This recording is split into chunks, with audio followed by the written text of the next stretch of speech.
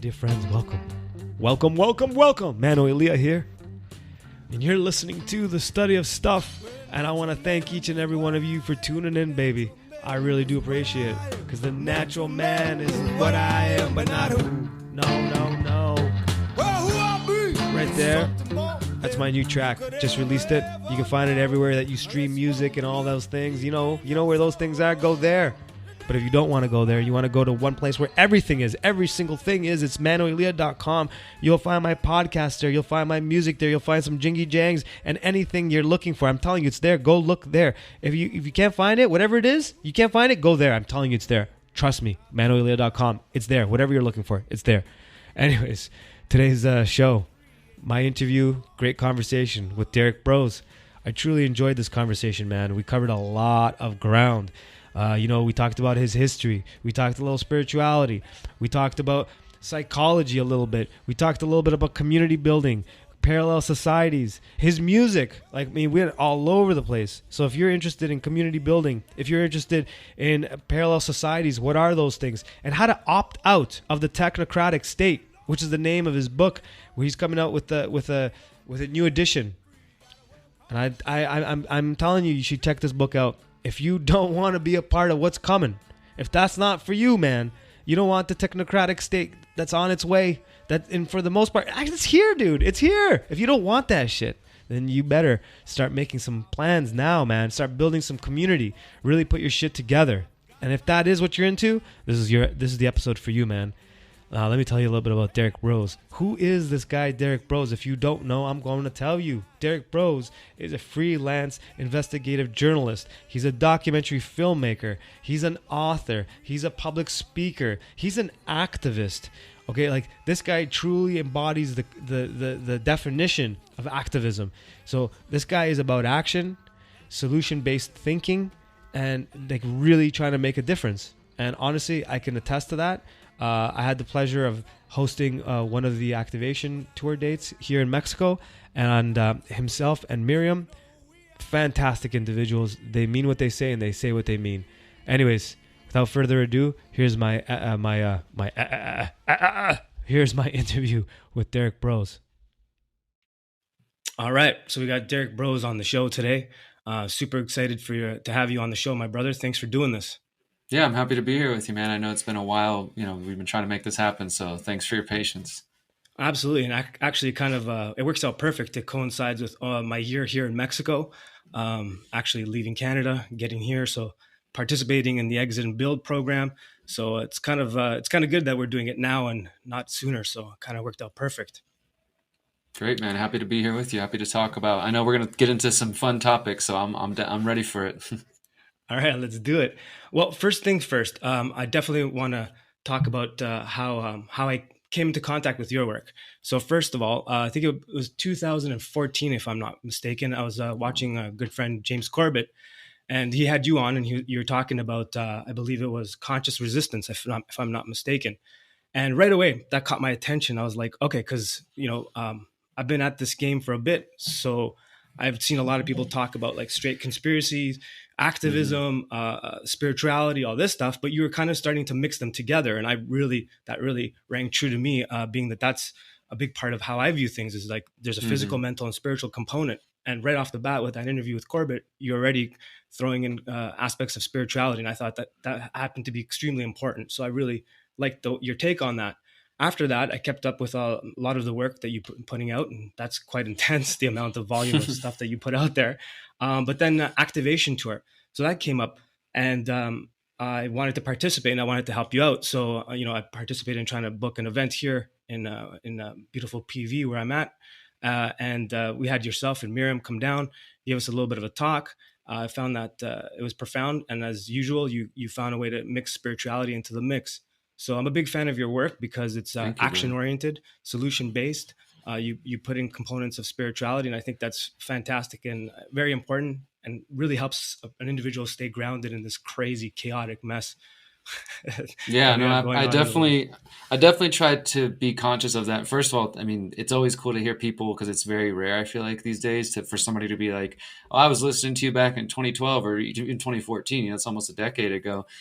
because, like, as you said, when you've been at it for a while, the idea is that your work progressively grows, or your audience grows, or at least that's what we hope for, right? So that's what's been my trajectory. So the last couple of years, there's been an influx of a lot of new people who have only seen the last couple of years of my work. So it's always nice when somebody has like a kind of a more of a historical perspective and can see, what I'm trying to do, because the reason I created the Conscious Resistance and shared it with James and the book series and everything else was because I, similarly to probably maybe how you felt like there was, as I was waking up, I was finding lots of good research, some better than others, but there was often kind of tinged with like fear and doomsday porn and just this kind of like end of the world. It's all about to happen. What people sometimes refer to as like black pilled or defeatism. I call it the defeatist trap these days. But I was seeing that, and I was appreciating the awareness, but I was also in my personal life going through a very big spiritual change, and had recently gotten out of prison, and my whole life had changed from that, and got into meditation and just all these different things that were coming. And so I was having this sort of awakening, like discovering voluntarism and natural law and a lot of the ideas we're going to get into at the same time that I was having my spiritual awakening. So I felt like I'm getting the information and the philosophy here, but I was also meeting a lot of people who were libertarians or voluntarists or anarchists, but who considered themselves to be atheists. Like they saw themselves as very rational, logical people who came to these principles based on their logic and their rationality. And they were often atheists and rejected like anything spirituality, anything of that, like woo-woo kind of stuff. Obviously everybody has a different line of what they might call woo. But for these folks that I was mainly encountering in the beginning of my work, it was very much like make fun of anybody who's spirituality, Yep. who believes in spirituality, that kind of thing. So I kept running into that and recognizing like, okay, so they get some of the picture, but I don't think they get this other aspect. And after running into that enough, I just decided like, I have tended to do over my my career is just like, if I don't see somebody doing it the way I think it should be done, I'm not just going to complain or sit around and, or poke at them like, hey, why aren't you doing the thing I think you should do? Because I've had people do that to me too. Why don't you talk about the things I think you should talk about? Instead, just like, okay, well, let's do it better then, right? If nobody's doing this, then I'm going to learn from the people I get inspired by. I'm going to see their shortcomings or their limitations, not judge them for it. Just that's where they're at. And then I'm going to say, okay, well, I want to make sure I'm shining in that area, and that's sort of was a lot of the inspiration for why I wanted to bring the spiritual message into the freedom message. And I'm really happy you did, because I think it's actually like a cornerstone to the whole thing. Even if you're like, if you call yourself a libertarian or a anarcho-capitalist or whatever, oftentimes if you're not incorporating the spirit into it, like I don't want to call it God or whatever, if that makes people feel uncomfortable, but whatever, believing in something above us, then it doesn't give you a position on the map where you stand, meaning who's giving you your rights and how can they take it away? If you don't have like divinity or something more that's giving you rights, then how do you defend natural law, for example? That kind of thing. So yeah, those are good questions to ask. And I also think that, for me, my spirituality, I definitely came from a place of being very anti-religious, I would even say at a younger age, very much anti-God. I was the kid that was like, fuck God and drawing upside down crosses, not because I was satanic, but because I loved how it triggered religious people. I just like, I realized like these people, there was a lot of that, and I still have that. There's definitely still a lot of ways that organized religion really rubs me the wrong way and drives me nuts. But I also, I've come to recognize that, as I'm sure you see, a lot of the different overlapping movements and people we work with, many of them come from a conservative Christian background. And I think there's learning on both sides, right? Because some of those people, I often harp on this in some of my videos, and spirituality comes up, especially as it relates to my own personal spirituality, which comes from native traditions, particularly the Choctaw and Lakota nations. And for the folks who are maybe totally unaware of that, or Christian or Catholic or Muslim or whatever religion they are, something that doesn't look familiar to them often gets labeled as, oh, it's satanic, it's evil, it's pagan, it's whatever, because they have their very narrow set of beliefs of, you got to say these certain words or go to these certain churches or read this book. Otherwise, my God isn't saving you, and things like that. And that's fine for people to hold those beliefs. I'm not here to try to change anybody's, but that's not really the way I approach it. Like, I can have my own spiritual beliefs and things that I understand. I can hold rational and irrational things at once. Actually, in the Conscious Resistance trilogy, we talk about balancing the need for logic and intuition and emotion, those two things. So, I try to strive for that while also understanding where other people are coming from. And yeah, the fact of the matter is there's a lot of people who are waking up who come from that Christian, religious, whatever it may be, background. And that's fine. I think there should be a way for us to work together still, and to find that common ground. And so, and I think it's people on both sides, right? There's some people who I know who might consider themselves more vaguely, loosely spiritual, who Yeah. don't want to work with Christians or Muslims or whatever because they're just so opposed to organized religion, and it works both ways. So for me, it's like, how can I find a way to connect with all the people out there who are in pursuit of very similar goals to myself? Like, our end goal might not be exactly the same. Like, me and you might not want to live in the exact same community vision, but I know that generally speaking, we have goals and values that are aligned more than probably 90% of the population, right? So how can I put aside the differences and, like, okay, well, they're a little more religious than I prefer, or they're a little more new age hippie, whatever you want to say, than I, tend to be. I can still work with people, right? I don't need to believe everything a person believes in order to find that ability to co-create together. Absolutely. And I actually want to talk a lot about that when we start talking about community. But before we get into that, you gave a little bit of a background on your on who you are, who Derrick Broze is, and I think the story of who an individual is, especially if they're a public figure putting out a message, is exceptionally important for many, many, many reasons. Number one, where do you stand? What are your beliefs? How did you get to this? How did you come to this point where you're now out here doing this? I mean, for myself, I got into all of this not through conspiracy. Most people assume that that's how I started. Actually, it wasn't. Actually, that was towards the end of it. For me, it was trying to understand consciousness. That was really my entry point. And then reading like G. Edward Griffin, Jekyll Island in the late 90s and Federal Reserve kind of made me twist a bit. And then, even Graham Hancock and trying to understand, fingerprints of God and questioning all of these things. That's how I got to this, right? And then conspiracy was just kind of a way for me to understand why and how they were keeping these messages contained. Now, for yourself, I would really want you to break down, how did you get to this? Like from as early back as you want to go to like the moment we're standing here today. Sure. I appreciate that opportunity, brother. A couple of things I'll say first is that I've always had an inquisitive mind.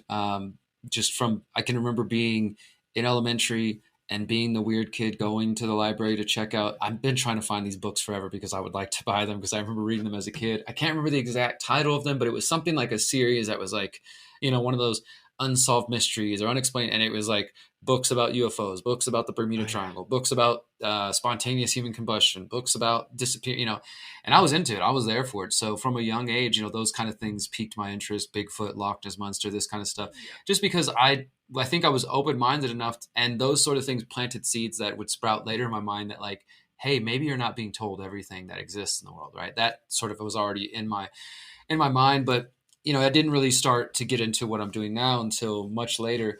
I mean, what I will say is that I was 20 years old, almost 20 years ago, 2005.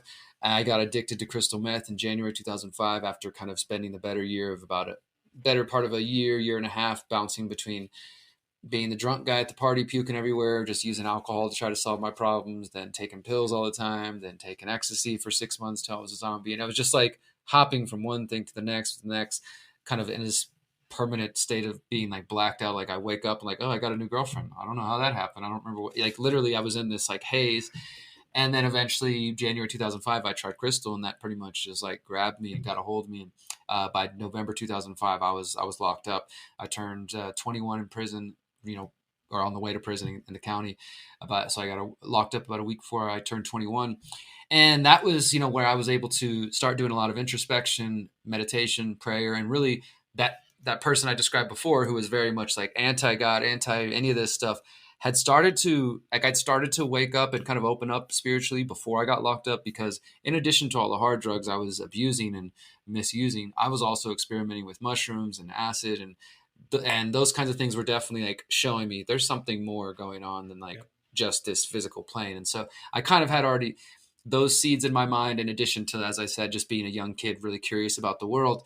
But it wasn't until I got locked up that I really started fully exploring that. And basically, if you're given a sentence of a year and there's nowhere you can go, you have a choice of, how am I going to use this time, right? I'm here. And I often, when I share this story, I explain it like a feeling of feeling totally powerless, and it's not, I think, something that we face too much in our regular, everyday, free world lives, no matter how difficult things can be, because even when things are bad, you can still walk outside and enjoy the sun when you want. You can go make yourself a sandwich. You can, use the bathroom without 10 naked men around you, things like that, right? There's certain things that you are able to do no matter what your circumstances are. But when you put yourself in a situation where like the force of government and the law and the guns of the police are standing between you and your freedom, and they put you in a 4x4 room with 30 other guys and bunk beds and things like that, like you can cry, you can scream, you can be angry at everybody, you can curse out the lawyer and the judge and whoever you want. You're not going anywhere. There's nothing that's going to change that circumstance for you, right? Sometimes money can fix that, but oftentimes even money won't change that. And that feeling was really where I found my strength. Just this feeling of, so I got locked up and then I tried to solve it real quick. And I was like, okay, I'm going to sign for probation. I've never been in major trouble. I just got caught with crystal meth. I'm pretty sure I'm screwed, but I'm going to try to figure this out and not tell my family. That was my goal. I was like, I'm just going to, they're going to think I disappeared for a couple days and I'll be back before anybody knows it. So I get arrested and I'm in there for a couple days. And, I had been in the county a couple times, like public intoxication, little things like that, overnight stays. I was already kind of getting friendly with the county service, but I was in there and I just had this horrible feeling like, okay, I think I'm screwed. And, as usual, there's usually some like regulars there that come up and they can tell like I'm some 20-year-old kid there, just like looking confused and definitely looking lost. And so I had some people kind of take me under their wing and like try to give me advice like, hey, if I was you, I would take a deal, or if you're okay, just go do your time. It's no big deal. Get it over real quick. These are people who probably in and out of prison their whole lives. So I was offered a deal. They told me I would get a 2-year felony probation sentence and that I would be allowed to go home. This was a Friday. And I went to go see the judge. They said, if you sign today, you get 2 years felony probation and you'll be out by Monday. So I signed thinking like, cool, this is going to be over before my family even notices. I'll be home. Everything will be cool. And as I was sitting that weekend, I just had this like pit in my stomach, like something doesn't feel right. Something doesn't feel right about this. And the more I talked to some of these old timers, they were like, I never heard of a deal like that, man. That doesn't sound like you're getting like something I was so nervous. And so they're like, yeah, Monday morning, you're going to go see the judge again and you'll be released. And I go see the judge Monday morning and she's like, okay, I'm giving you 2 years felony probation and I'm giving you a concurrent sentence of 1 year. So I got prison time and got out on probation, which is not very typical at all. Yeah. And if I had a good lawyer, I probably could have, argued it. But I was just, again, trying to just like, all right, I'm going to keep my family out of this and just take care of myself. And it is what it is. Like, there's no point in being like, damn it, if I just would have done this thing differently, or if I just wouldn't have had that 8-ball of crystal meth in my car, if I would have just, who cares? Like at the end of the day, I believe these things happen to me for a reason. I fully believe that if I hadn't gone through that experience, I wouldn't be here doing the work that I'm doing now. So definitely. when I finally got that sentence though, and I knew like, hey, there's no going home. Like, I got the sentence. My mom was, then I had to tell my family like, hey, I'm not going to be home for a little while, and I had to tell my girlfriend, hey, I thought I was about to get out. I'm not coming home for a year. That was like a huge shift. And, my mom from there, she tried to do what any mom does and scrambled and like, let me see if I can get a lawyer and maybe they can negotiate something and get you out. And cause it was like, I was being sentenced to go to another place, but I had to sit there in the county for 3 to 4 months on what they call dead time, which doesn't count towards your actual sentence, just waiting. So I'm just like sitting there, just waiting, doing nothing, and then my sentence will start. So that is just this whole mess. So my mom was trying to get a lawyer and that didn't work out. The judge was like, no, he needs to sit in there. He needs to sit and sober up or whatever.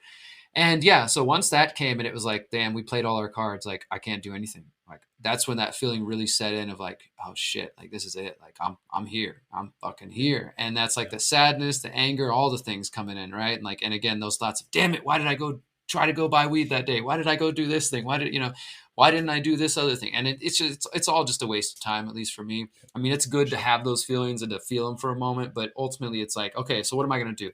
Am I going to just spend the next year trying to become a better criminal, or which is what a lot of people do? Or am I just going to be mad at my, family? Why didn't they do this? Or just mad at myself? Or am I going to try to get something out of it? And that's really what I chose to do. Is so I started to get my grandmother, she recently passed actually a couple months ago. Was one of my biggest spiritual influences in my life because she's always just been a healer. And that's also where the native of my family comes from. And, we grew up going to grandma's house. She was a chiropractor, publicly, but really she was a healer. And so when people were open to it, she would give them different medicines. And I started to get her to send me books on prayer, on meditation. Like I said, I was really just opening up and was like, all right, just whatever. I mean, I got nothing but time, right? Send me what you can. So she started sending me material, and that was really the beginning of, me opening up in those ways. And so fast forward, I end up doing my time. I ended up doing 18 months in total between 2005 and 2008. 2008, I was eventually convicted of being a felon. And I got out, and I was released October 2008, right as Obama was getting elected. I got off parole June 2009. By the end of that summer is when I was really starting to like dig deep and just started to research, because I had started to use drugs because I'd just been through so much trauma at a young age. My father had been in prison, my grandfather, my uncles, everybody had drug problems or alcohol problems or been to prison. It was just something I grew up around. And so when I got arrested, it's like, oh, I'm continuing the family tradition, I guess. Here I am. In fact, I was locked up while my dad was also locked up. And, I'd been mad at him my whole life. Like, why isn't this dude here? And then here I go, I'm going down the same path. So it was a real kick in the nuts of just like, all right, what am I going to do? How am I going to treat this time? And it was the beginning of my healing journey. And so when I got out after all that, I had become a totally new person. I was just like, I had to change friends, not only because some of my old friends were still fucking up and doing, drugs, and I just knew, like, if I keep hanging around these people, I'm definitely headed back. So I had to like really just sever some ties and be solo for a while. And I really just dove into my healing. I dove back also into psychedelics and trying to understand that medicine and sharing it with people and things like that. And all of those things contributed, including being a felon and not being able to get a job, contributed to my like newly awakened mind, being sober, the depression lifting, me rediscovering that I'm an intelligent person. I like to learn, I like to read, and I wanted to understand the world around me. And I also had just gotten out of the criminal injustice system and the drug war and wanted to learn more about that. So I read this book at the library called Cannabis: A History. And I highly recommend it to anybody because it's not just like a pothead's book. It's like a history, sociological, historical, legal, etc. of the plant and of the laws. And I learned so much. It was like the first thing that really showed me I don't know much about the world. This is not the version of events I was told in high school. The drug, all the origins of the drug war being related to trying to drive out the hemp industry, trying to push racism. And it's the black jazz musicians, it's the Chinese and Mexican, migrants that are bringing in the cannabis and they're stealing all the white women. It's stuff like that. That was all new information to me at the time, and so that was just like boom. And then a few of these books here I ended up picking up, and it was it was over after that. Like particularly this one, I would say really played a big part. Rule by Secrecy by Jim Marrs. And then I also read Ron Paul's Revolution Manifesto. It all happened like in a week. Once I, like these things tend to happen. It's like the universe just starts throwing shit at you, right? Like as soon as I started to wake up, it was like I end up at a bookstore. I had just moved into downtown. I end up at the bookstore that was down the street from my house, and they just happened to have, this is 2010, so DVDs were already on the way out, but they just happened to have a single copy of Alex Jones' Zen Game documentary. So I took that home, and that was just like, pfft. At the same time, I was reading Rule by Secrecy, Ron Paul's Revolution Manifesto, and then Ron Paul just happened to be coming to speak at U of H. So it all just happened within like 1 to 2 weeks, and it was just like, oh my God, everything is like, and I became obsessed. I mean, I truly became obsessed with this, and here I am 12 years later. And you most certainly are obsessed in a good way. That's good. That's great. Yeah. I had to try to channel my addictive personality. I don't like this idea of thinking about addiction as a disease personally. I mean, it might be a paradigm that works for some people, but without a doubt, I can say, like I was explaining a moment ago, I have that ability within me to like just go super hard at whatever I'm doing. Right. So if I was doing drugs, it's like, hey, we're doing a lot. We're not just going to do a little bit. And so you end up, there's costs of that, but that's also the sort of ethic that I try to apply to my work, Definitely. I can completely relate. And I wanted just to comment on the amazing synchronicity of books or information that come into your life as soon as you open a door. Like you kind of open a door and you're like, okay, I'm a little open to this subject. And all of a sudden you find all these crazy books. And actually one of the books that you had on your, on one of your posts where you posted a bunch of books that you just bought or you're about to read. One of the books that was a game changer for me is on your list. And it's this one here, The Kabbalion. Yeah, I saw you comment that. That's awesome, brother. And like, honestly, this was a game changer for me. Even before, when we came to Mexico, I actually kept it private and I didn't tell a lot of people in my life that I was reading this book and that this was what I considered my Bible for 15 years. And when we came to Mexico, I gifted everyone that came with me this book. And I'm like, this book will get you through. So I was happy to see that on your list. I want to jam on that one day when you're done. Yeah, absolutely, man. The esoteric / occult stuff has always been something that piqued my interest from the very beginning. Cause like you said, once you open yourself up and some of these books like reference it, but in recent months, I've been kind of preparing because I'm nearing the last 5 episodes of the Pyramid of Power, and we're going to be getting deeper into secret societies and some of this stuff. So I've been kind of Yes. like, let me go back and brush up on some of my old research. And I don't know if you've had this experience. Maybe some people can relate, but in the beginning, when I was first waking up, it's like you're, like you said, you're consuming so much information, and I feel like it takes you a little while before you start to discern, like, okay, Infowars, they've got some truth, but there's also some Yep. sensationalism here. I'm going to kind of, Yep. I kind of feel like some of the things I might have consumed in the beginning, I need to go back and see, are those even true? Like, do I really believe Definitely. those things still? Like, because you sort of pick up things and you just carry it along. And, I hear people like, oh yeah, this thing happened. And it's like, actually, if you dig into that, that's not exactly what happened, but it's what a Yep. lot of conspiracy theorists think Yep. because they just repeat things. Right.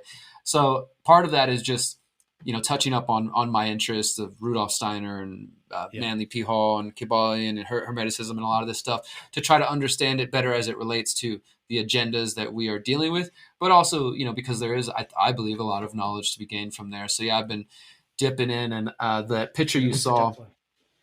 yeah, that picture you saw, I have a book addiction, again, addiction, but it comes this time in the form of books.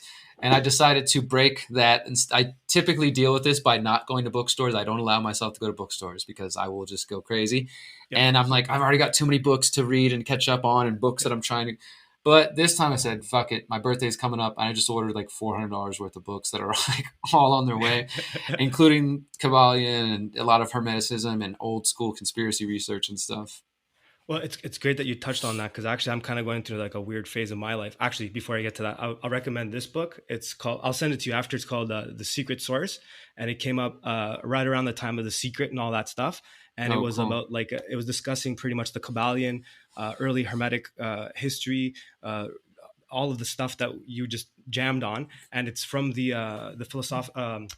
What's that organization that Manly P. Hall started after before he died? I can't remember the name of it. It's anyways, I'll send you this. It's a pretty interesting Cool. book, and it's hard to I'll check find, it and it out. kind of breaks down the history of a lot of that. But yeah, I've had something similar happen in my life, which is why I've took a little bit of a break from the podcasting because I'm like rethinking a lot of the things I picked up over the years, whether it be spirituality or Mm-hmm. things in the occult world and conspiracy world. And I've avoided for a couple of years doing a deep dive into like the Tavistock Institute and social engineering, Mm-hmm. and like I kind of knew it a little bit, but then I started to go deep into it. Started reading John Coleman's book on Tavistock, Cool. Eslin's book on the Tavistock, and it kind of Mm-hmm. making me rethink everything. So I'm gonna try to put something together about the New Age deception because a lot of the stuff that we've picked up in the New Age, not to say that it's all bad, but like Sure. I kind of look at it like a formula of 80-20. They often put 80% truths and then just put 20% of a lie that steers you in the Absolutely. wrong direction. Sorry. Yeah. No, I was saying Yeah. absolutely. That's definitely, it's something to be wary of for sure. Yeah, so that kind of takes me into like the next question I wanted to ask you, which was about I wanted to start talking about technocracy and opting out. But before getting into that, technocracy as a subject in general, one of the components and the early advocates of it often discussed mind control situations on how they would steer everybody the wrong way, Mm-hmm. gaslighting individuals, constantly changing the narrative, masks on, masks off. When they saw movements that were starting to gain headway, they would find ways of disrupting it by creating infighting and divide and conquer. So these are things that are Absolutely. discussed in detail from the Tavistock Institute, and you kind of see it functionally, like applicably, in if that's a word, in the technocratic agenda. So one of the things I'm seeing a lot of, because the freedom movement, the truth movement, whatever you want to call it, started to really gain a lot of steam in the last couple of years, and I started to see something that kind of started to break my heart. I started to see a lot of infighting. Like a lot of people calling each other out, and I've seen Mm-hmm. you get like some serious bullshit thrown your way. There's this constant arguments between like, are you with Jeff Berwick? Are you with Derrick? Are you with Alison McDowell? And all this like this infighting, and it's driving me nuts because you can clearly see that their agenda can work if we allow it. So like they'll take the truth movement and they'll segregate it. Are you QAnon or are you not? Are Sure. you vegan? Are you not? And then they want to have everyone argue. And I always try to find common ground and let people know, guys, the one thing we all have in common is that we want to express our opinions and our beliefs, whether the world is flat or not. So I want to fight for your right to be able to discuss whether you believe it's flat or whether you don't. And if we keep fighting, we're not even going to have the opportunity to have free speech, to even have this conversation, to have this dialogue. So I wanted you to riff a little bit about the divisiveness of this and the traps that you illustrated in your amazing video on exit and build that you just recently put out. I think you made a lot of great points there with a lot of the traps, the black pilling and all of that, and the tactics used. Yeah. So if you can crush that a little, I'd love it. Yeah, sure, brother. I mean, I think that, so for one, you're on the right track if you're checking out Daniel's work on Tavistock, and there's definitely lots of good stuff there. And I encourage anybody who's unfamiliar with that to go into there. And that's something we'll be covering with the Pyramid of Power. But I think that you're spot on that. I mean, the movements, these overlapping movements, this growing big movement, we have been kicking ass the last couple of years. And surely whenever those sort of things start to happen, whoever they may be, whatever players they may be, people who have different goals than us, let's say, they love to throw a wrench into that, right? And whatever that may be, it could be simply just starting rumors. It could just be sending out, especially in the time we're in now with bots on Telegram and Twitter and elsewhere, sending in fake accounts to, hey, what about this thing? Have you heard this thing? Or just to try to stir up things. You have to go back to the COINTEL programs of the 50s, 60s, and 70s. And at that time, they didn't have the internet and Telegram groups and Facebook groups and YouTube accounts to go infiltrate and try to get in people's heads. Instead, it was literally sending in physical people to go in like, hey, I heard this thing about this person, or like, hey, I don't like that. We should, he's the problem. We need to, just create animosity and create division, sow seeds of doubt, sow seeds of disruption. Like that has always been their case. There's the famous, incidents of them trying to encourage Martin Luther King to commit suicide and stuff like that, right? So that's old school. And I wouldn't put it past them to say that those things don't happen anymore, because while it might be, while it might be more, make more financial sense for the government or whoever to just, hey, why send agents into physical groups or events like the Greater Reset or, conferences and groups like that, the Freedom Cell Network, when we can just get online and send in a bunch of bots to just cause disruption or create fake accounts. I mean, I think that's true to one extent, but also clearly infiltration still does happen. And I mean, if this is a new topic to people, I recommend looking further into it. I'm trying to remember this guy's name off the top of my head. He's this just jerk that is from Texas. And in 2008, he famously went from being an anarchist in the anarchist community, very well known, to admitting he was working with the FBI, and he helped entrap a couple of clueless small town Texas activists who came to the big city of Austin just to get involved and ended up being entrapped and going to prison because of this man. And this was somebody who was like, his name's Brandon. I can't remember. Now he works for Breitbart. He went from being like a anarchist to now there's a couple documentaries that are worth watching about it. But just, for people to understand, like, there have been times where government agents have infiltrated activist groups and literally had children with them, like had relationships, like got married. And then later it comes out like, oh, by the way, I've been entrapping all of you and you're all going to prison. So those things can happen. That doesn't mean we should live every moment paranoid, because that's kind of the opposing side of what we're talking about here, right? I get messages and emails from people who are so afraid of this, they won't even join the Freedom Cell Network. They won't even put themselves on a Telegram group because they're like, no, what if you guys are secretly the CIA and you're going to send my information? It's like, okay, well then don't make use of the tool, but you could put fake information if you want.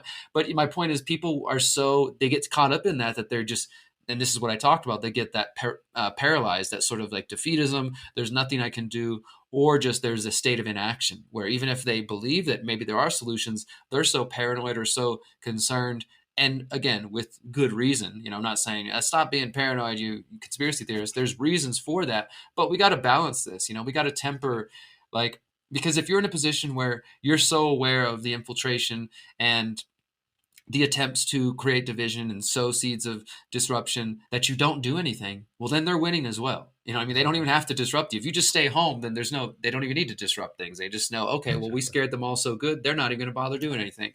That's another, way that they can work as well. So ultimately, while I secretly suspect every person I meet of being a CIA agent, I still work with people, and I'll share like a private story here. You kind of mentioned just like me getting a lot of flack from different things, and it's annoying. It definitely has taken up too much of my time over different periods, because I'm a human too. These things affect me, seeing people talk shit about me, especially when it's like straight up lies and it's things that like, I'm just like, it's hard to not be like, how dare they say that? I need to go respond, right? But you get to a point of you're just like, I got to let it be.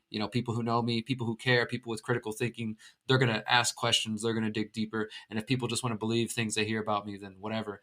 But one of these attacks was recently over the whole debate about germ theory and terrain, and which I'm going to have some more work coming out soon, which will probably create more controversy. But I got to interview Dell. Dell Bigtrees. The controversy is good, right? Honestly, I think that we shouldn't shy away from it, right? Not just for like, oh yeah, I'm getting hits because it's controversial, but our communities, broadly speaking, should be able to have discussions and debates. And if we can't do that without still respecting each other as humans, then we're not going to get very far in the first place. They don't, and that's the other thing too. Before I tell the story about Dell, is that sometimes we're so paranoid about they and what they're doing, but we do the work for ourselves. We fight amongst each other already. We don't even need the CIA, the FBI to come in and like, hey, what about this? Or I heard this person about, is doing this thing. Sometimes people just have bad personalities. That's the other thing. And I'm sure you've seen this, so, especially here in Mexico, where we're at, there's been people coming from all over the world, right? People with all kinds of different backgrounds, different upbringings, people who have different levels of communication skills. So, it's not just like, let's all throw us into a pile and it's going to work out perfectly. There's going to be differences of opinion. There's going to be people who aren't great communicators. There's going to be people who are unstable. Unfortunately, that's part of the movement, and mentally unstable. And these are all things we have to accept. So sometimes it's not even they doing things. It's just human shit, happening. But when I was talking to Dell, we actually got to meet in Miami about a month ago. And it was just after the interview, and I saw him, and he was like, "Hey, man, your interview caused me a lot of controversy." It was funny because both of our moms called us. Apparently, he told me the story. He's like, "My mom follows me on social media, and she saw the hate. She even called me." I was like, "My mom did the same thing. She follows me on Facebook, and she's just happened to see like this flood of like memes being made about me and negative energy and just all this stuff."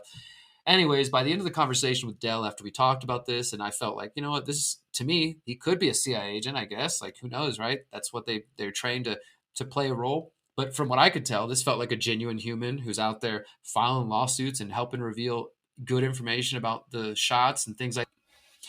So, yeah, I was saying that I got to meet Dell, and we talked about this whole controlled opposition conversation, who's an agent, who's not.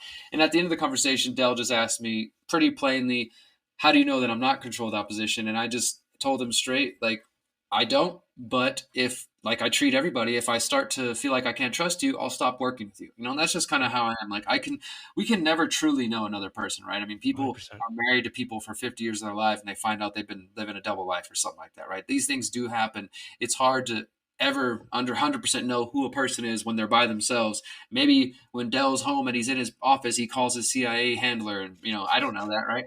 And I probably will never have the evidence for that. But I judge people by their fruit and by the actions they take. And like I said to him, like, if I feel like I get to a point where I can't trust somebody, then I move on, right? And as I mentioned earlier, with my tactic has been like, if I see somebody and they're coming at an angle or they're promoting the message or doing it in ways that don't really feel right to me, I take that as a lesson and say, okay, let me make sure that that's not how I'm approaching my work, because I don't like the way that looks or feels. So let me make sure I approach it in a different way. And again, if that means like, okay, I don't necessarily trust, and there have been people that I've worked with in the past that I don't work with anymore. Maybe we're still associates. We say hi to each other when we run into each other, but I don't know that I can trust them fully, or things have happened that have kind of changed my perspective. And that just is what it is. I think that's just life. But, so I would just caution anybody who does have the awareness and the understanding that infiltration exists, especially online. We know 100% that they create fake YouTube accounts, fake Twitter accounts, fake online accounts. And this all came out in the Snowden documents. I did some videos on it years ago. Their documents specifically say that their goal is to disrupt, dissuade, deter, deceive. They have this whole D's of everything they're trying to do. And they use online platforms to do that. And they literally have admitted that could be some anonymous account out there that never shows their face or who they are, and maybe they're working for somebody else. Now, I think it's important to question those things. Personally, I don't choose to just spend all my hours wondering that. I have people reach out and make, Derrick, how do you tell who's controlled opposition and who's not? I don't spend my time doing that. If I don't trust somebody, I won't work with them. If I have evidence, surely I'm going to report that, right? And say, hey guys, look, I found this. I found Alex Jones' CIA card. Finally, we can prove it. But beyond that, I just feel like there's more productive things I can do.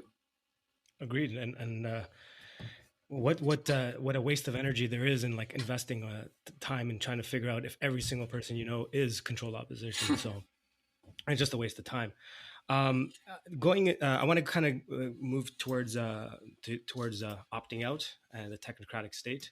And I know you got like an update to the new book, but before we just jump right directly into it, give me a little bit of a background on Konkin, Mm-hmm. agorism, and how you view it, because I really like the way you put it in the book. You really explain it simply, because I've tried to go down the the agoristic primer tunnel, and it could get a little. I don't know if I These could say it's words confusing. can It's be not clunky. confusing.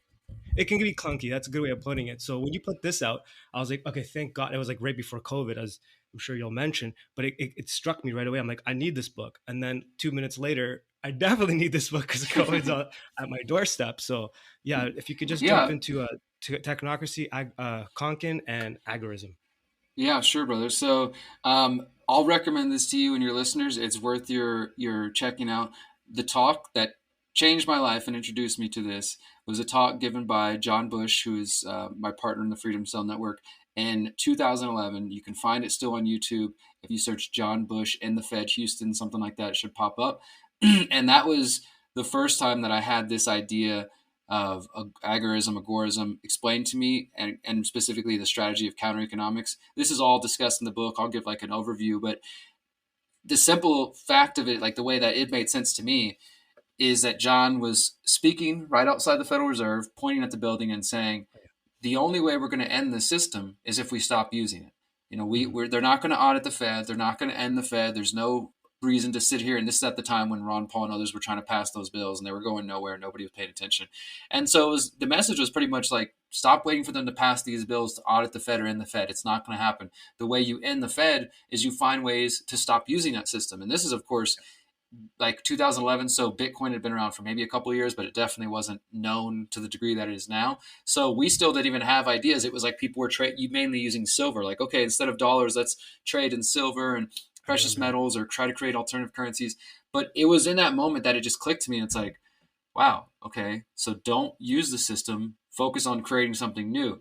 And that really, it just took me in that direction. And so I did go down the rabbit holes of reading Konkin's work, and I think they're worth reading to at least know the original work. You got the New Libertarian Manifesto and then the Agorist Primer, like you mentioned. But absolutely, one of the reasons that I chose to to write my books and kind of take Konkin's ideas and repackage them is because I think he's a huge nerd, and he sometimes writes like a nerd and Yep. has like a difficult way of explaining things. Like, I'm a nerd for it and I'm here for it, but I, as somebody who is very aware of marketing as well, I'm like, these ideas are important, but if they just stay in these books explained in Mhm. this way, they're never going to grow, right? And Mhm. unfortunately, Konkin died in 2004, so he hasn't been able to see like how his ideas are shaping the world right now. And so many people, whether they have heard of these books or read my book or know about agorism or counter economics, they understand it in principle and in reality, because people like yourself felt tyranny rising and said, you know what, I'm going to go somewhere else where there's more freedom. And that's exactly what Konkin described. He describes in his books this process that he thinks society will pass through, that as more people learn about this idea of agorism. And so we've said that enough that I should probably define it. He talked about that coming from the Greek word agora. The agora was just the marketplace, the place. But if you study the agoras, it wasn't just a place where people are buying and selling fruit and breads and things like that. It was that, but it was also like a debate place, a discussion Yep. place. So it was exchanging ideas, exchanging food, goods, and it was just, the open, truly freed market. And Konkin took some inspiration from that, and his goal was like, okay, I want to head towards this future agora where we can have voluntary relationships and voluntary exchange. And him being a student of the 60s, he was there around the Vietnam War. A lot of the big student movements, the American libertarians were very active. Like, you had the New Left and then the kind of Rothbardian libertarian movement. Konkin was a part of that and very inspired by that. He actually came from Canada. He was an illegal immigrant in the U.S. for like 30 years until he died, pretty much, because he believed like, hey, I'm not doing anybody any harm. I'm not breaking anybody. That's part of his counter economic strategy. His idea was to get to that agora, this free place. How do you get there? He didn't think voting was going to achieve things. He realized that back then, and I think more and more of us recognize that too, that voting wasn't, the ballot box wasn't going to be our savior. He also didn't think that violence and insurrection, storming the Capitol, whatever, was going to lead to freedom. That it was even morally justified, even if you thought it was a solution, right? Because from his position, and I think both of our position, freedom doesn't mean forcing other people to be free and like, hey, your freedom means you live the way I want you to live, right? It means that you have to give people the ability to decide, do they want to be free? Maybe they choose to live under the state, right? So he didn't think violence was the way either. And at this point, you typically, if it's not voting, if it's not violence, then what are we left with? Just being apathetic, right? Like, okay, just give up, defeatism. There's no way we can change. Let's just smoke weed all day and complain, right? That's a path I think many disenchanted, disenfranchised youth, including myself, fall into, because politics, that's not going to work, right? Like, so you give up almost in a way. And Konkin instead, and his, I think, really powerful insight, which I hope in the coming years will be recognized even more so, because as I'm going to explain in the update to the How to Opt Out, all of his theories were proven true in the last 2 years. Everything that he said, that people will respond to tyranny by looking for a more safe place. People will exit. His prediction of that, I think these things we're still at the beginning stages, but they're coming true. And so he said, if we want to get to this agora, this free place, and we reject violence, we reject voting, then another path that he called counter-economics was part of the solution. And what counter-economics essentially means is opting out of the systems. I talked about the Federal Reserve System. So let's say you want to avoid the Federal Reserve System just because you don't like the banks, because you don't like fractional reserve banking, or maybe, as many people are aware of now, you're afraid that your accounts are going to get shut down for donating to the wrong causes or believing the wrong things, right?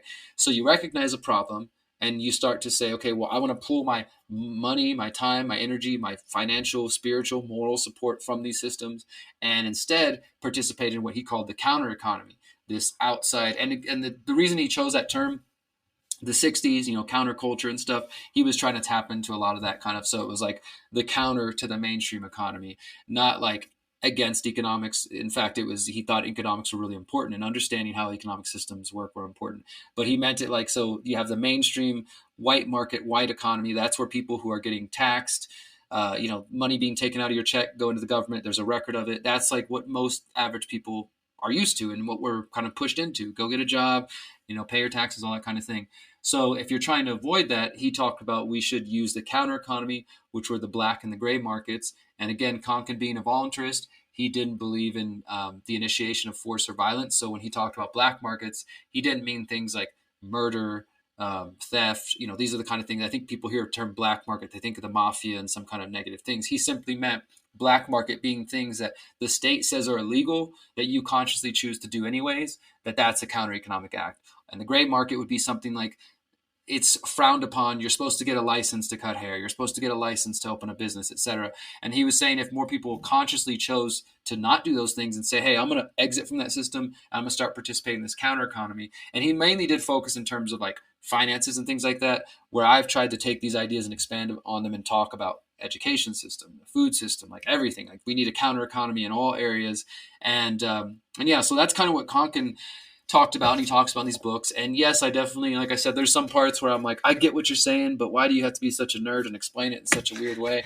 And I could just see like people's eyes like rolling, glazing over. So I repackaged it in my book, How to Opt Out of the Technocratic State, took a lot of the ideas, and not only just from like reading from him, yeah, there you go, reading his book, but also living this philosophy. Like once I discovered agorism, like it was like, oh my God, this is what I'm already doing. Because as I was mentioning earlier, when I started to wake up, I had a very radical shift. Like I went from being a manager at a restaurant, my boss wanted me to franchise the restaurant and like take over the business, to, like I said, I started reading these books. Like after I got out, he was a cool dude. He was the only guy that would give me a job. And at that point I was so frustrated. I was like, hey, I have a felony for crystal meth. Can I be your cook? I will learn anything. I can do anything. Because I was just tired of being turned down. And so we started developing a working relationship, and eventually I became a manager, and he was very supportive, and I was grateful for it. But I also was waking up while I was working there. And, he would come to the back of the kitchen, and I'd be back there reading Rule by Secrecy. It was just like, oh my God, knee deep in it. And he's like, what are you doing, man? It's like you're not even here. And I remember telling him like, yeah, I don't feel like I'm here. Like this, it just didn't matter to me. Like it felt so meaningless. Like it was a check basically at that point. I was like, yeah, I don't even care. Like my whole life was shifting. So at the end of 2010, I quit that job. I told him, like, I'm not going to franchise this. I'm quitting this job. I'm selling everything I own. I bought a touring bike, and I spent 3 months traveling across the U.S. like by bicycle, volunteering on farms. And that was also when I stopped. That's the last time I've ever had a check, the end of 2010. So I have never, had a relationship with the IRS or any sort of taxed income since then. And so I was already kind of doing that. And then I discovered agorism and was like, oh my God, this is like what I'm already moving in the direction of. So again, like the synchronicity of it. And so it's been the path I've been on for years. But in 2019, I started to recognize what we were facing, this rising digital dystopia. I started to do more research on technocracy through people like Patrick Wood and others.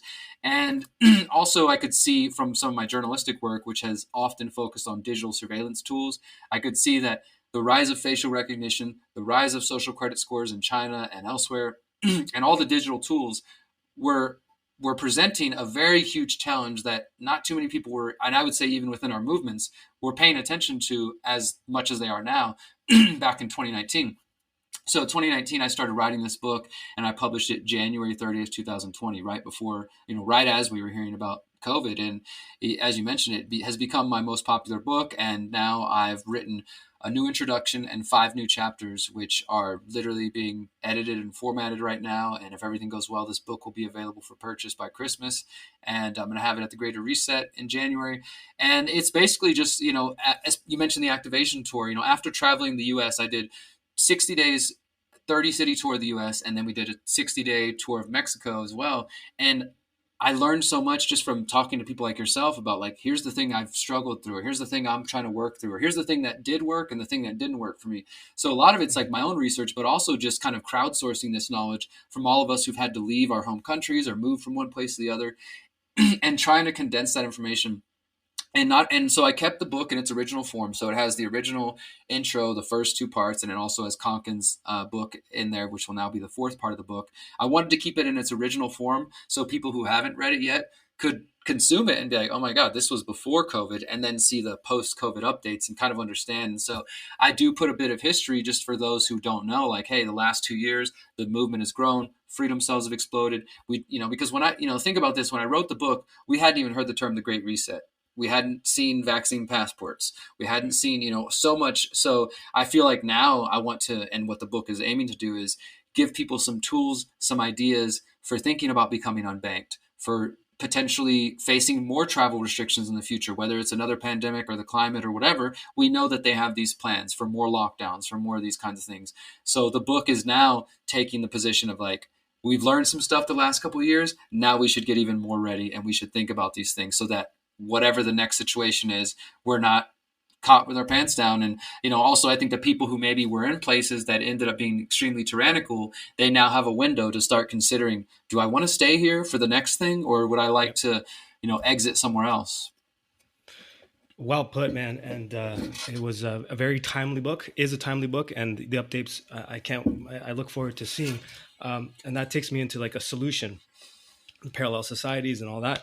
You've coined a term and done a great job of kind of getting that information out there. But before we get into that, one thing I remember my background's Greek, and I remember when I first visited Athens, and my grandfather was walking me through Athens. Sorry, my uncle was walking me through Athens. He started to explain to me the agora, and he's like, this wasn't just a place to come and buy things. He wasn't an agorist, but he hadn't known the term, but he was an agorist.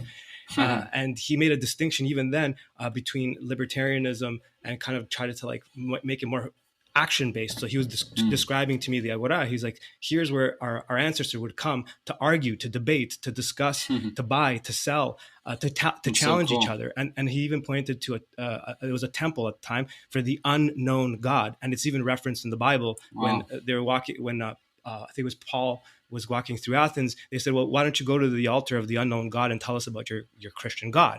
So they even had an acknowledgement that that's something to be debated, God and all this concept. So very cool. When I started to understand that that's exactly what we're doing here in Mexico, for example, and kind of looking at it from that standpoint, it started to kind of make a lot of things click. Because now, I've been a year into Mexico. I'm here in large part because of yourself and Miriam. You guys put out the all the information on Exit. Yeah, the Megxit webinar. And I even did a video about it when I got here about like why I'm here and all that stuff. And it was extremely helpful. Like here were 2 people to help guide you through the process of doing it and then showing you that it can be done. You know what I'm saying? But when you get here, what do you do with that as an expat, right? And that really, really matters. And that's something that you guys stressed a lot during the activation tour. And I think it was imperative that you did. And since that, I've constantly kept harping it and trying to get people to understand you need to create a counter to the economy, but also to Sure. the society that's being built. And that is what took down the Soviet Union. Really, it wasn't battles and this and that. It was the gray market and the black market. Yeah, absolutely. You can vote with your money. You can vote with your legs. You can vote with the people you connect with, right? And I want to start talking, get right into the parallel society stuff. How do you build? What type of communities? What kind of issues have you seen? So, anyways, Yeah. take that and go with it any which way you want. Yeah, sure, brother. So first off, man, thank you again for saying that, because it really is like it's it's a reaffirming of the reason that Miriam and I take the time to do a 2-hour webinar, hoping that somebody will pay attention, right? Because for one, I started getting like so many emails and questions about Mexico that we were like, we just need to have a simple thing we can send to people like in the future instead of just answering these questions over and over. But it is a really, truly a humbling experience to have people like yourself and others who've told us like, hey, I came here after watching Megxit or, hearing you talk about Mexico. I mean, it's super humbling because I know that it takes a lot of strength and courage to make a move like that. So, appreciate you sharing that, brother. When it comes to like being in Mexico, and I think this does apply anywhere else, because let's say people in Austria, Germany, some parts of Europe that were trying to get the heck away from the tyranny they faced, some of them might not have decided to come to Mexico. Maybe they went to a country next to them that felt a little more free, right? So whatever your circumstances are, if you're exiting from one location, physical location, to another in search of freedom, what I emphasized, and I think it does matter in Mexico as well as other places, is for one, becoming integrated to whatever degree you're possible, or what your goal is. Because yes, there are expats and people that come to Mexico and I'm sure visit other countries, and they go into their little enclaves and they stay in these little bubbles and they don't speak any of the local language, or maybe they don't really even have any connection to the people. And I'm not here to tell people what is right or wrong for them, but I can say strategically, tactically, that's not a winning strategy. Because if shit hits the fan and you're just the gringos down the road that nobody knows who they are,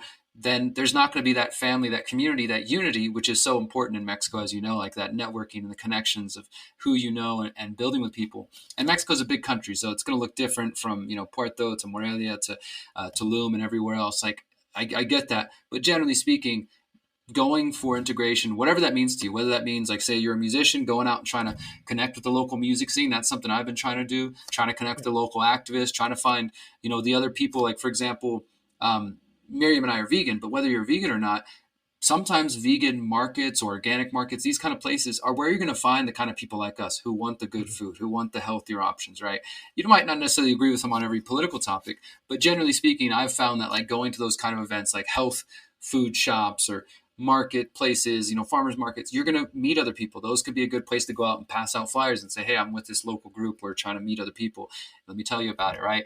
And that, there's, of course, can be a language barrier if you don't speak the language, particularly here in Mexico, which, again, I think is why that's important. That's something that, I grew up around Spanish speakers, but I was never taught Spanish, so I know quite a bit, but I'm not to the point that I hope to be in the coming months where I'm confident enough to give a speech in Spanish and explain technocracy to the fullest capacity that I can in English, right? That's my goal, because I know it's a frustrating thing. I'm sure anybody can understand this when like you're with other people and you can express yourself to some degree, but you have so much to say, right? And I'm sure they have so many awesome things to share that I would like to hear and be able to like go back and forth with them, but that confidence just isn't there, right? So that's something I'm working on personally, and I encourage more people to go down that road. Don't be intimidated, because again, there's security and integration, but I also think it is just, it's the right path, at least for me. Like, I don't want to necessarily live in a bubble where I'm just got somebody bringing my groceries to me in my gated community and I never see anybody else. And I just like,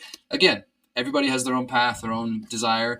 I'm not here to tell people to live my lifestyle per se, but maybe if you do the gated community and somebody brings you your groceries, you still make the efforts to go into town and to meet up with other activists, to hold meetups and to organize.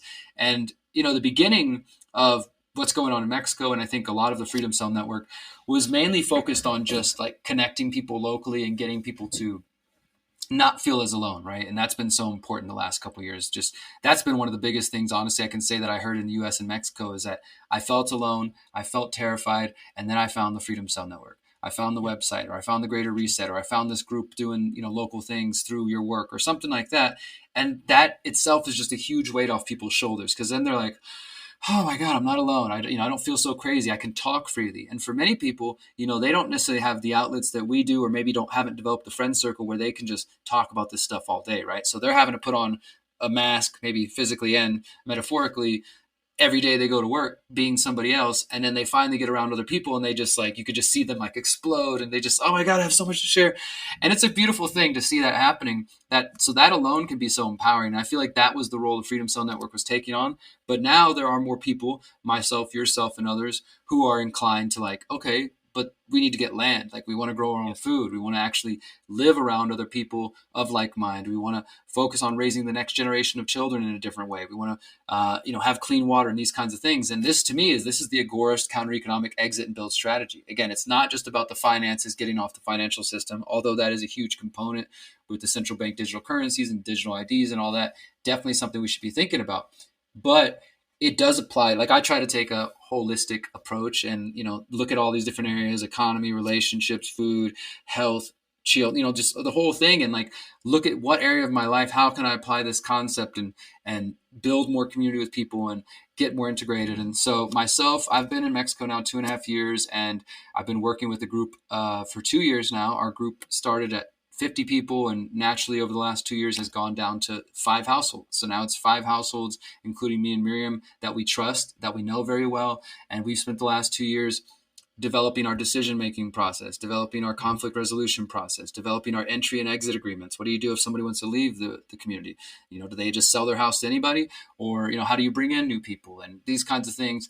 And that takes some time. It takes planning. There's a lot of people really excited, and I've seen this through the Greater Reset, about coming to Mexico, but I've also seen people making mistakes. We met people at the Greater Reset who maybe they meet up and they're all there and there's so much excitement, and then they rush to go buy land together. They don't even really know each other. Then 6 months later, they're suing each other. They're suing each other because they realize oh, wait, we don't really have the same vision.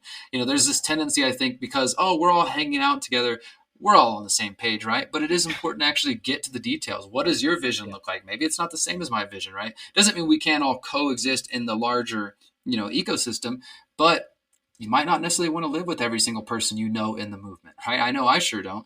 And, there might be people who are good friends and good allies and associates to hang out at the event, but they don't make good neighbors, or they don't make good roommates or housemates or whatever, So there's just so much that I encourage people to take the time to do that. And we tried to get into some of that in the webinar. Miriam and I have also talked about doing a future webinar that's specific to this, everything we've learned about community organizing, trying to build an intentional community, from elders that we've interviewed who've had intentional communities for 40 plus years, to our own experience and to different things like that. So I do encourage anybody who is trying to focus on building community in terms of intentional community, eco villages, getting land, co-creating with other humans. Don't hesitate to spend a good amount of time on getting to know each other. There's a lot of things going on in the world. We all see it, we all feel it, but we do ourselves a disservice by being in a panic and being in a rush, right? Because then you end up just making more work for yourself, right? There have been plenty of times over the last 2 years where I felt damn, are we going too slow? Why, what, this project should be further along, or, because we don't have our land yet. We've had the site, the land that we want. We've been in touch with the owners. It's still there. It's been 2 years, and we have some plans we're going to be announcing at the Greater Reset I'm hoping we'll be able to secure this land by February. But I'm glad it's taken this amount of time. In fact, if we had last year in May 2021, there was 14 people still in our group, and we actually did put a deposit down on the property. And so we put down this deposit, and then basically you have 60 days to come up with the rest of the money. And we had done a good amount of work by that point, but it was actually at that point that I realized oh my God, there's still more to do. We feel like we've done something, but then all of a sudden when you got this, okay, 60 days counting down, you start realizing oh my God, we haven't answered a lot of questions. Before we all just start jumping on the land, and we still don't know how this is going to work, or what's this approach, or what's our structure that we're going to, who's actually whose name's the land going to be in, or we're going to form a, of trust, or, there's just so much into that topic. I definitely recommend the book Creating a Life Together for anybody who wants to get a lot of good tips. It's based mainly in the US, but still a lot of the information is universal and can be applied. One thing I would just share that has been helpful to us is the phrase from the book, good documents make good friends. And this is just we all think that we're on the same page when we shake hands or agree to something, but 10 minutes later everybody remembers it differently. Or 10 years or 10 months later you're like, wait, no, I thought that we agreed to this. And it's helpful to be able to pull up a document and say, see this has all of our signatures on. We all agreed on these principles. We went over that. And, so that's what our community has developed. And the whole idea of the good documents making good friends, the reason I mention that is because, again, I think sometimes in our communities, especially because we're not always the people who are worried about what's quote unquote legal, or we don't want government documents, people get like weird about like, oh, you want me to sign a contract or paperwork? And that's fine. Like, you just probably won't be invited to our community. If you can't even do that most basic thing and put your name down and say, I commit to this, I'm with this, then I don't know that I want to work with you, right? So that's just something that's been really key with us, is making sure that for our internal group, here's the documents that we all agree. These are the principles we're building this community around. We've gone over them dozens of times. We've had discussions, debates about them, got to a place where everybody feels good. And then we signed it and said, this is what we're committing to. And then when we bring in new people, we tell them, here's the process that we're, bringing you into. These are the things that we're asking from you or expecting of you, et cetera. And it's real clear for everybody, right? And if it's not clear, we can go back and look and say, here's what we all agreed to. It's there in writing. There's no, way to misinterpret that. So that would just be one little bit of advice. Like if you are pursuing community in terms of getting land, living with other people, living near each other, etc., get real clear about what the vision is. What are you aiming for? What are they aiming for? And also be willing to be honest and say, like, we have different visions. Like, not everybody who meets, not every freedom cell is all going to get along, right? And the people you meet at the Greater Reset or different events, they're not necessarily going to be the people you live with. The people you hang out with at a weekend or at events that you enjoy going to, those can still be associates and friends of the community, but they might not be the people that you end up living with. 100%. You said a lot there. I want to comment on a few things from my experience as an expat, having moved here. That you mentioned quite a few things that I wanted to. So one thing was in particular is kind of considering the type of community that you're going into, because there's very like you gave examples of a few of them. There's some of them are like more eco-based, some of them are like expats want to kind of replicate a suburb in Sure. Canada, whatever. They want to just go to the hills and build that community and so on and so forth. So like understanding the types of communities that exist and knowing the types of individuals that are there is paramount.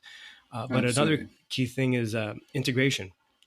I really wanted to talk about that. To me, that's a huge subject here, because I see a lot of expats, and I'm not judging them for it, but they kind of stick within like the expat community, and they're kind of like I think you called it permanent vacation, or I called it retired, not retired, and they're just kind of doing that, and they think like the hardest part was leaving Canada or whatever and coming here, and then that the problems are over. I'm like, man, you're not seeing the writing on the wall. This is going to get real quick, and you need to kind of do this, and you got to do it earnestly too, not just to integrate with locals because you feel like you could take something from them or they can help you down the road, but actually be interested in having this relationship with them. So at this point, I'd say half of my social group are Mexicans. They're local Mexicans. My community that I'm part of, that you've been to as well, and is predominantly Mexican at this point, right? And then understanding their ways, and then they understanding our ways, and kind of putting it together and taking the best out of both worlds, and excluding the stuff that sucks,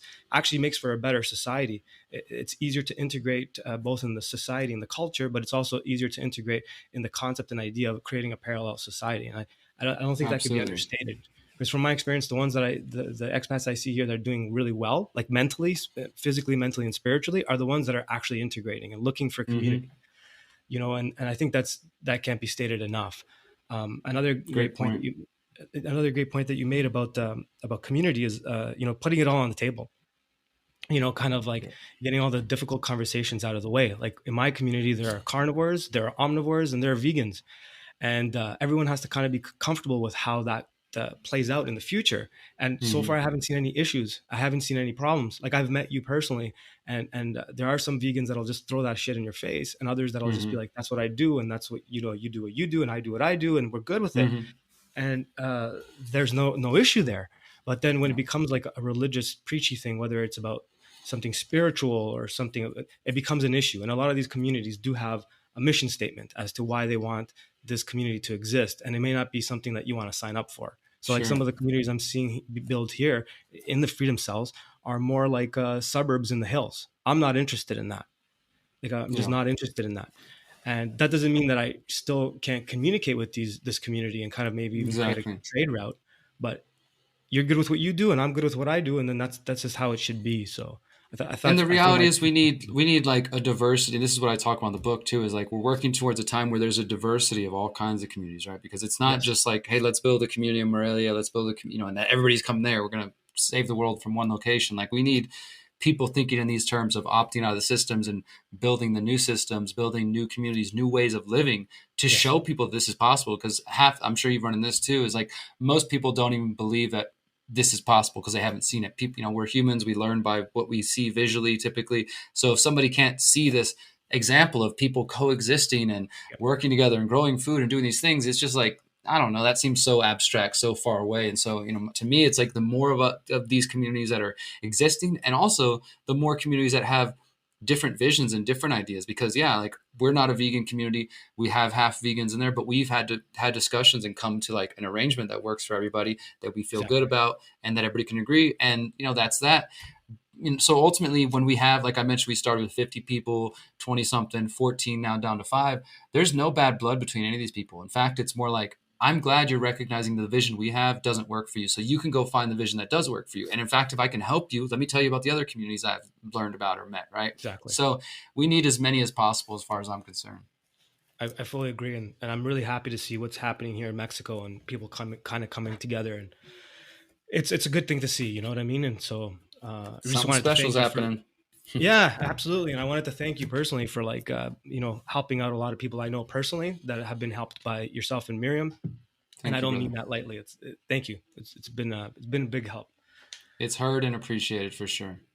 So I'm gonna, because I know we're coming close to the end here, and I don't want to take up too much more of your time, but I definitely don't want to let you go without talking about music. Do you got a few minutes to talk about Yeah. Yeah. music? Let's talk about music. I'm down. So I wanted to just kind of get into it real quick by just saying that one of the best ways I find to kind of fight back and push back to the spiritual war that's being waged out there is create things. One thing that humans Mm, do, they clearly don't like whatever it is that it means to be human. The who part of you, like who are you, that part of you, they like the what, they like to control the what, the physical mm, whatever, but the who they don't want you thinking about. And one interesting thing is art, man, and music. It has a way of like, I remember the band that I left behind in Toronto, uh, where is a gypsy folk punk band, and a lot of them mm. were atheists or whatever.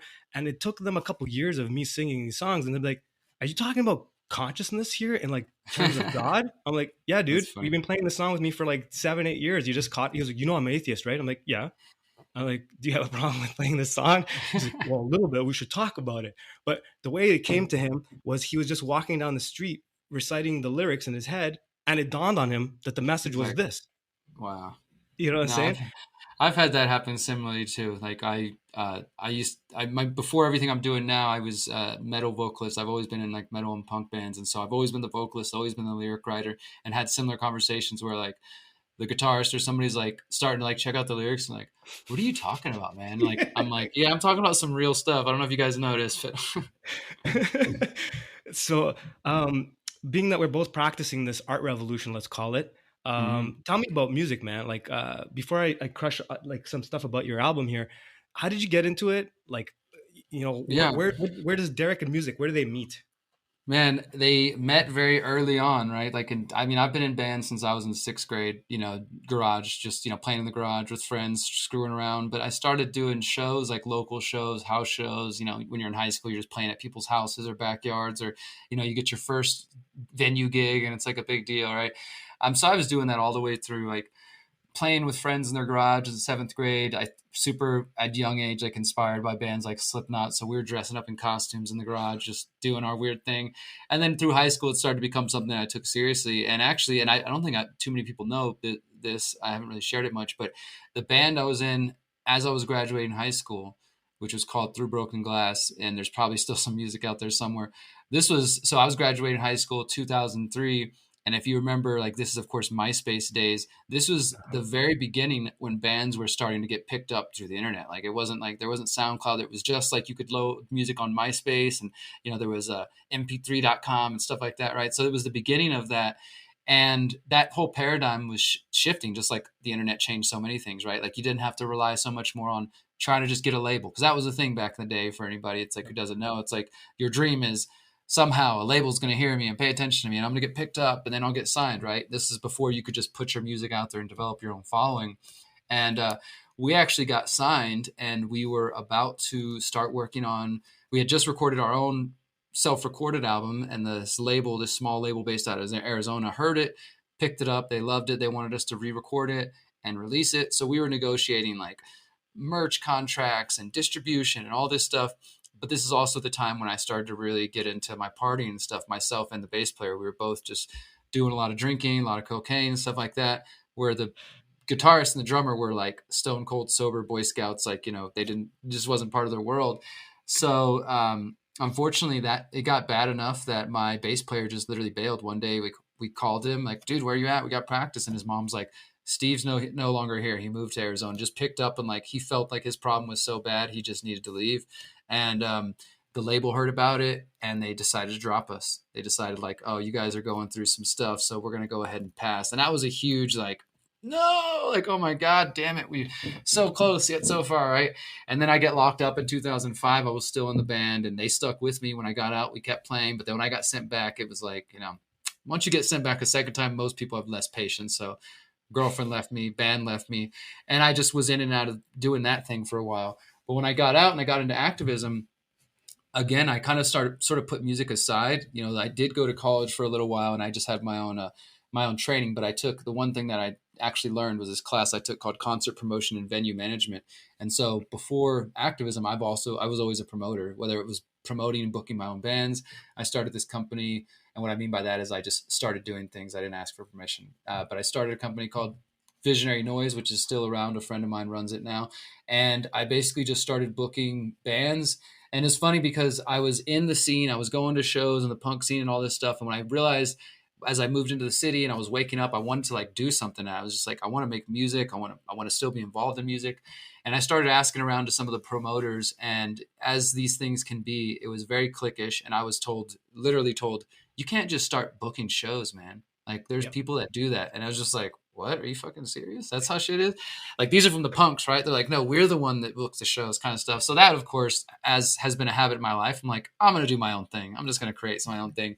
And so at that time, I was creating the Houston Freethinkers Activist Group. I was also creating Visionary Noise. And the first thing I started doing was benefit shows. It was just, I was like waking up and I wanted to do shows that mattered. So we would do like, anti-war shows, raising money for Iraq veterans against the war, or raising awareness about homelessness to raise money for Food Not Bombs Houston. So the shows were always $5, and at the beginning it was all punk and metal bands, but then as my activism started to grow, I realized like we need to reach more people. So we would do like mixed shows. So there'd be like a hip hop act, there'd be like some folk, and then there'd be some metal, just a whole mix. And we'd get local artists and vendors to come table, and it was really cool. So even when I wasn't playing music, I was still always like promoting music. And then as the activism came together, eventually we had this festival that we did in Houston called For the Community. We'd get like 400 or 500 people out, 20, 30 bands for free, and just have all these vendors. And it basically gave us a way to invite people to a free party. And in between the bands, we'd be getting up there and telling the truth and talking, passing out DVDs, talking about, hey, if you want to get plugged into the group we started, we do activism all the time. And so there was a really cool time where, even though I wasn't playing music, myself, the music and the arts and the activism were all merging. And then after a couple of years of doing that, I was like, my soul is missing music. Like I need to freaking scream. I need to like do something, I like to play around with electronics and stuff, but it just wasn't satisfying me. So I was in another band. You can find us out there, Monankari, very spiritual, spiritually infused, like metal. I was the vocalist. And so again, the lyrics were always like conscious. And I got kicked out of that band in 2019 because I was running for mayor and I was just too damn busy. Like I had to accept it. I was like, no hard feelings, guys. Like I get it. Like I just show up for practice and to record. I wasn't like, how sometimes like a band's a relationship, right? And I was just the guy showing up. I wasn't as connected so I understood it was like no hard feelings. But that was also around the time when I started. I had about a year before that started opening up. I've always like enjoyed hip hop as well. And I started opening up this idea of like, well, maybe because I'm so busy and I don't have time for a band, maybe I just need to explore music I can make kind of at my own pace and my own schedule. And, as typically there's a couple of synchronicities. My father died of his drug overdose right around the time I was turning 33. And, it just something opened up in me, and one day I just had my PA plugged in my room, and I put on some like jazz hop lo-fi beats for like 3 hours, and just all this stuff just started coming out of me, and I was recording it. I didn't know what I was doing. It wasn't anything pretty or that great, but it was just coming out, and I recorded the whole thing, the audio of it, and I went back and listened to it. I was like, man, there's some nuggets in there. There's some good stuff that could be fleshed out. And that was the beginning of what I now call 33. And so last year I started releasing my first music, did a little EP called Letters to Myself. And then within the next month or so, we're going to be dropping this first full album, which is called Transmutation. And it's pretty much like this album, the 12 songs on there are the soundtrack to everything I went through that I described earlier. The soundtrack to the depression, the confusion, the suicide attempts, the recognizing that I had people around me who didn't care about me and they just cared about the drugs, things like that.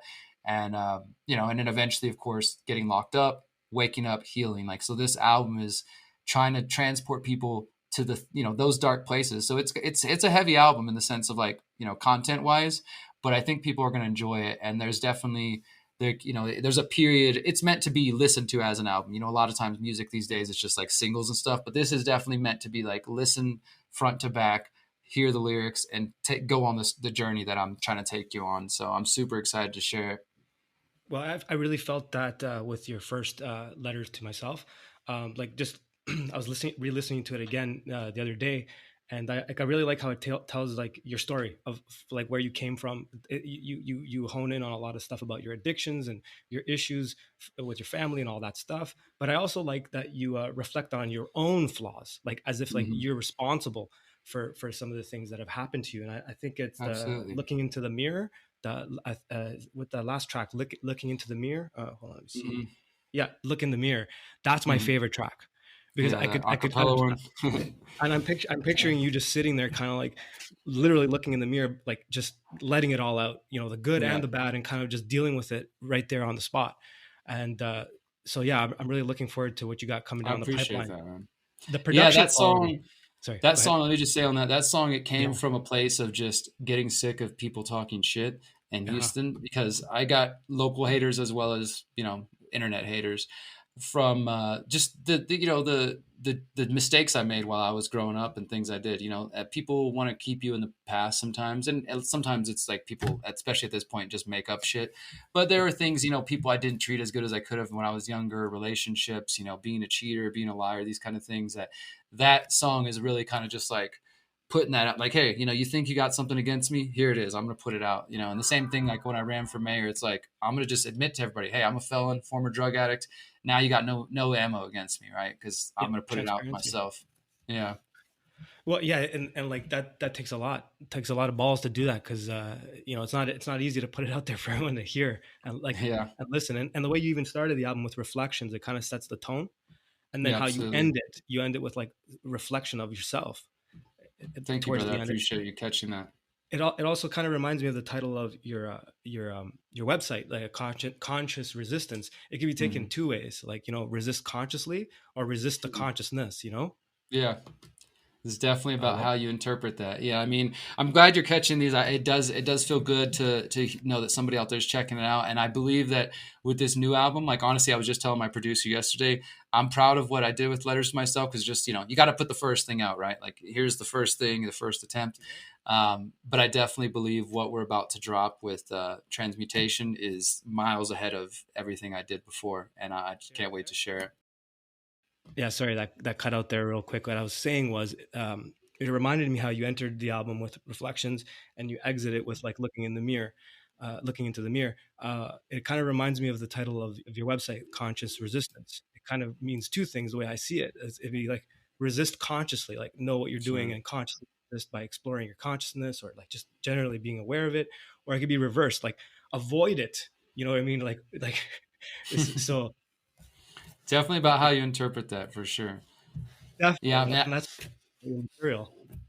Yeah, well, I wanted to say that, man. I appreciate you listening to the first EP and stuff. And it's funny because I think as musicians, and maybe you can relate to this, like there's a tendency to, like, especially if you're for me, hip hop is something that I've listened to but never explored as an artist. So it's like, all right, And then with a band, right, it's a little different. There's 4 or 5 people on stage. Also, I'm growling and screaming, so it's kind of like I'm hiding behind a little bit. There's like a little bit of layer, but this is just like me standing there with a beat and my voice. It's like very. I feel very naked doing it, Yeah. but it's a fun challenge and I enjoy it. And yeah, I was just listening to letters to myself and talking to my producer who's working on transmutation, and I was kind of telling him, I was like, I really don't feel like I even need to or want to listen to the first one anymore, not because I'm not proud of it or anything, but because just growing as an artist, right? And I also feel like what we're about to release with transmutation, that I dug in like even deeper to what I was trying to start sharing in letters to myself, and that the music, the beats, the production, and the lyrics that I'm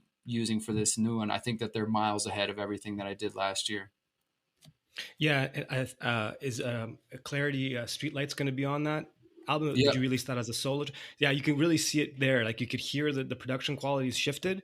It's a little bit more sophisticated. Mm-hmm. Well, sophisticated may not be a bad way of putting it, but it's a little bit more. There's a lot more changes. There's a lot. It's a Mm-hmm. lot harder to flow because a lot of times when you have the beat, it's you just flow on the beat. But then if the beat's changing or coming in and out, it's kind of tricky to the MC.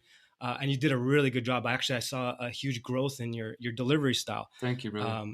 So I'd seen you live 3 times doing it, and each time you did it in Sayalita, and then you did it in Busarias and PV. It was a bit of a different flow. Like you changed the Mm-hmm. flow a bit, just a bit. But on here, you could see it on the new track. It's like you're exploring your cadence a little bit differently, and you're kind of really. Definitely. So it really shows. Yeah, I And then, definitely pushing myself like with this one. Like when I was tracking out the album, I had like the vision of like, okay, there's a couple of points I know for sure. Like I want to tell a story about getting arrested. I want to tell a story about this thing, but I didn't really know what was going to come. And I just started, I use this website BeatStars, which is like social media for producers where you can just go and like check out people's profiles. You can search by genre, sound, emotion. It's a really cool site, but it's not just hip hop. There's people who are producers will put all kinds of music. And so I spent like weeks just searching and searching for the beats that really called to me and felt like this is what I want. These are the producers I want to work with, until I had 13 songs, and I think we ended up using 12 of them. And I just started, working on them bit by bit. Every day I started just committing a couple hours each day of just like, okay, I'm going to put this beat on for hours and I'm just going to listen and listen and see what comes out. And then just writing them without kind of like trying to micromanage myself, if that makes sense. Cause it's like, I have the vision, but I want it to come out naturally too. I don't want to like overthink like, well, where does this song need to fit in? Does it need to go this place? Which is sometimes difficult for me. So I just let it like come from the heart. I ended up with like all these songs. And as I was telling the stories and the songs were coming out, I could start to see, like, okay, so this is going to go here. This one's going to go here. And now it's like at the point where we've got the track list. We've got half of the album mixed and mastered. I've released the 2 songs, Clarity and then Set Myself Free. Those are going to both be on there. And I even re-recorded one of the songs that was on Letters to Myself, Till Tomorrow Comes. We re-recorded that because that's one of my favorite ones that I think really, it's definitely going to fit better in transmutation as part of the journey, the story. And yeah, man, I mean, it's just like literally probably today I might get another track update. We're just grinding away at it at this point, and I'm hoping to release it by Christmas. I'm looking forward to it, brother, and I'm looking forward to seeing you perform live again. Probably going to be doing that at the Greater Reset. Yeah, I will be performing at the Greater Reset. Yeah. Awesome. All right, my friend, we're at the end. Please plug anything you got coming down the pipeline. I know you put out an immense amount of content. So what do you want people to kind of know that's coming down the pipeline? Well, I appreciate you first, brother, fully, wholeheartedly. Thank you for your time and your effort to try to contribute these conversations and get people thinking. That's what we need all of us doing in these different ways. So thank you for that. My main website, theconsciousresistance.com, is always a good place to catch my content. If people are not familiar with my documentary series, The Pyramid of Power, they can check that out at thepyramidofpower.net. And we've mentioned it a couple times, The Greater Reset, thegreaterreset.org. If you're in Mexico or you want to come to Mexico, if you're thinking about it, January is a good time to come because there's going to be hundreds and hundreds of people from all over the world here. And we're going to have community meetups, networking, talking about the things we've been sharing today. So I recommend that as well. And I appreciate you, brother. I do as well. Thank you, Derrick, and for everything you do. Thanks again. Thank you.